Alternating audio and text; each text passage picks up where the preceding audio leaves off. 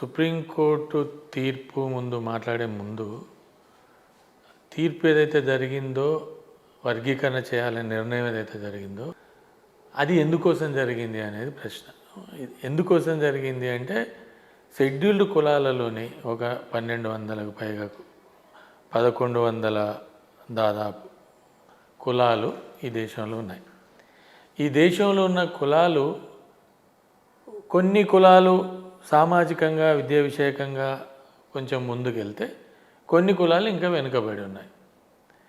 ఈ కొన్ని కులాలలో కొంచెం వెనుకబడి ఉన్న కులాలు ఉన్నాయి, అత్యంత వెనుకబడిన కులాలు కూడా ఉన్నాయి, కొన్ని కులాలు ముందున్నాయి. అయితే వీటిని తగ్గించడానికి అంటే ఎవరికైతే ఫలాలు అందలేదో వాళ్ళకి ఫలాలు అందించడానికి ఒక చర్చ చాలా రోజులుగా జరుగుతున్నది. మేము వెనుకబడి ఉన్నాము అంటే అభివృద్ధిలో మా భాగం మాకు రావట్లేదు, అభివృద్ధి ఫలాల్లో మా భాగం మాకు రావట్లేదు, మా భాగం కంటే మేము తక్కువ భాగం పొందుతున్నాం, మిగతా వాళ్ళు ఎక్కువ భాగం పొందుతున్నారు. కాబట్టి దీన్ని వర్గీకరించాలి అంటే ఎవరి జనాభా దామాషా ప్రకారం వాళ్లకు ఈ ఫలాలు అందాలి అనే ఒక ఆర్గ్యుమెంట్ చాలా రోజులుగా ఉన్నది.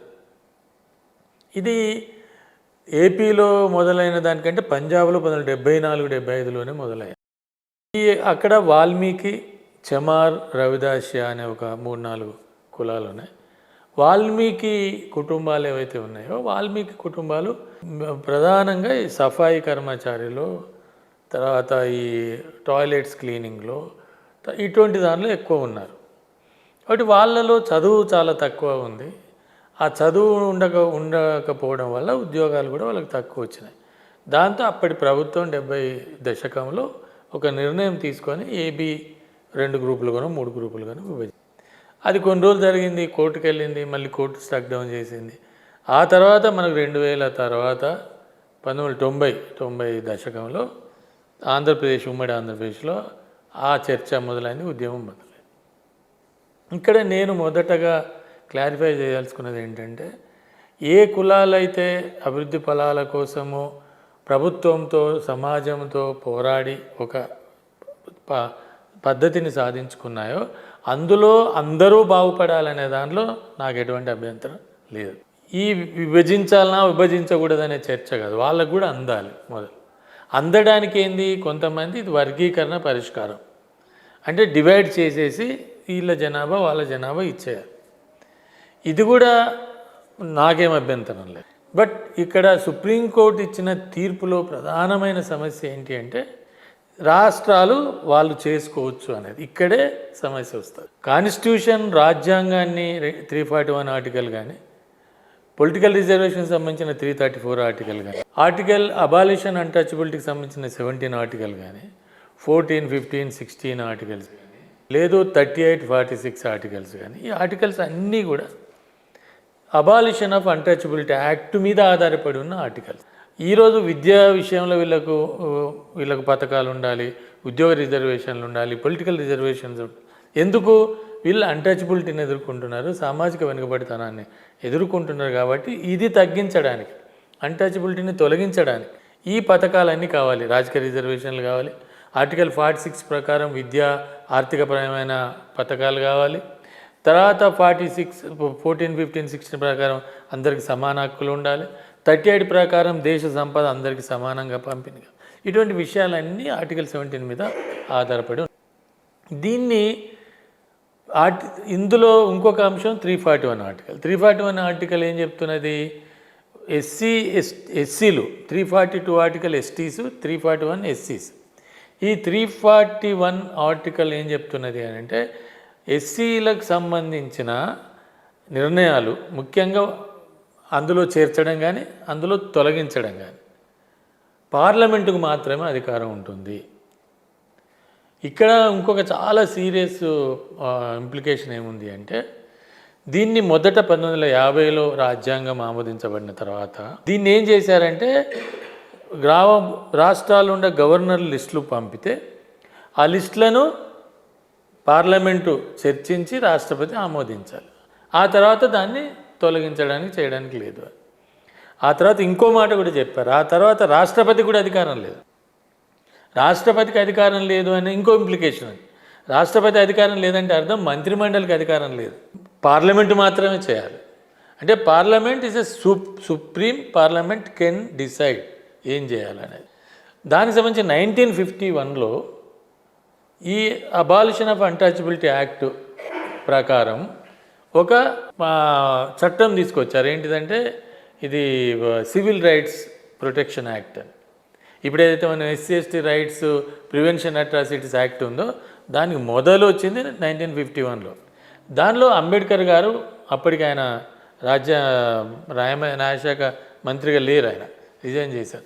దానిలో పాల్గొంటూ ఒక మాట చెప్పాడు ఆయన, ఈ చట్టం అనేది ఈ సివిల్ రైట్స్ ప్రొటెక్షన్ యాక్ట్ అనేది ఇది కేంద్రం మాత్రమే చేయాలి, కేంద్రం చేతిలోనే దీని అమలు యొక్క నిర్దేశాలు ఉండాలి, అమలు యొక్క ఆదేశాలు ఉండాలి, అమలు యొక్క నిబంధనలు ఉండాలి. ఏ రాష్ట్రానికి ఆ రాష్ట్రానికి ఇది మీరు చేసుకోండి, మీ చట్టం చేసుకోండి అని అంబేద్కర్ గారు చెప్పలేదు.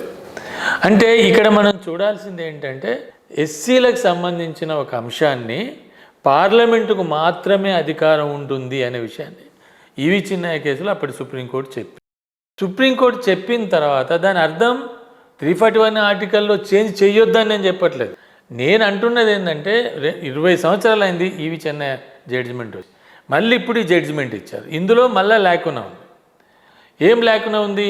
అదే నువ్వు కేంద్ర ప్రభుత్వము ఒక చట్టం తీసుకొచ్చి ఆ చట్టాన్ని పార్లమెంట్లో చర్చకు పెట్టి రాష్ట్రాలన్నిటికీ ఇచ్చి ఉంటే బాగుండేది.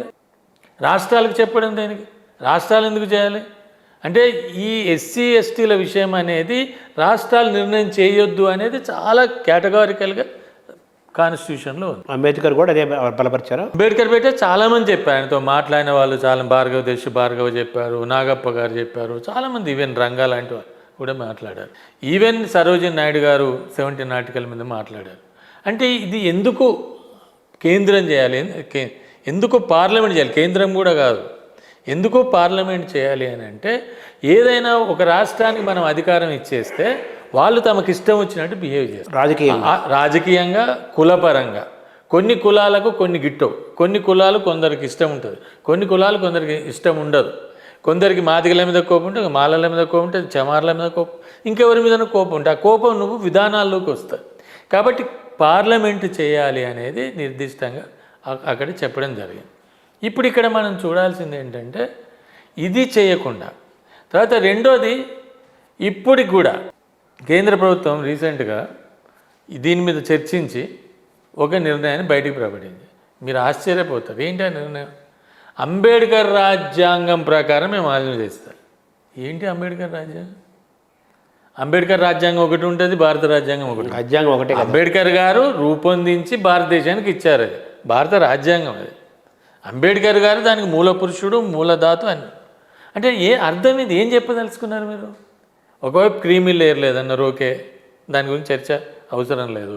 మరి వర్గీకరణకు సంబంధించి మేము 341 ఆర్టికల్ ప్రకారం పోతాము, లేదు మేము రాష్ట్రాలకే చేసుకోమని చెప్తాము అనే విషయం చెప్పాలి కదా. అంటే ఇంత డోలయామానంలో, ఇంత సందిగ్ధంలో ప్రజల్ని పెట్టి అటువంటి ఒక పద్ధతిని పాటించడం అనేది భారతదేశం ప్రజాస్వామ్యం పద్ధతి కాదు. అంటే ఇక్కడ తీర్పు వచ్చింది సుప్రీంకోర్టు నుంచి కదా, అంటే అక్కడ సుప్రీంకోర్టు రాజకీయాల సంబంధం ఉండదు కదా అంటున్నారు. కాదు. ఇంకో బాగా మంచి ప్రశ్న ఇస్తారు, మీరు ఆశ్చర్యపోయే మాట చెప్తాను. ఇదే జడ్జిమెంట్లో ఒక వాక్యం ఉంది, అది ఎందుకుంది, ఎందుకు తెచ్చారు ఆ కోర్టు అనేది జవహర్లాల్ నెహ్రూ గారు మాట్లాడిన ఒక వ్యాఖ్యను కోట్ చేశారు. ఏంటిది? అది వర్గీకరణకు సంబంధం లేదు, రిజర్వేషన్లకు సంబంధించింది. నేను రిజర్వేషన్లకు వ్యతిరేకము, ప్రతిభ ఆధారంగానే ఈ దేశంలో అభివృద్ధి జరగాలి అని నెహ్రూ మాట్లాడినట్టు అది జడ్జిమెంట్లో కోట్ చేశారు. ఇదే విషయాన్ని 6 నెలల క్రితం మోడీ గారు మాట్లాడారు. అంటే ఇది రాజకీయమైన జడ్జిమెంటా కాదా అని చెప్పడానికి ఇది చెప్తాను నేను. అంటే నిజానికి ఇంకో మాట కూడా నేను చెప్పదలుచుకున్నాను. చాలామంది కోర్టును విమర్శించొద్దు, కోర్టు నిర్ణయాన్ని తప్పుపట్టొద్దు, ఇది చాలా తప్పు. ఈ విషయం కూడా అంబేద్కర్ గారు చెప్పారు. ఎవరు చెప్పారా? పార్లమెంట్లో చెప్పాడు. ఏది? పంకజ దొరై స్వామి కేసులో రిజర్వేషన్లను రద్దు చేసి ఫస్ట్ అమెండ్మెంట్ తీసుకొచ్చినప్పుడు కోర్టులను తప్పుపట్టకపోవడం అనేది జరగదు. ఖచ్చితంగా తప్పు జరిగితే తప్పు జరిగిందని చెప్పాలి. నా అభిప్రాయం చెప్తాను నేను.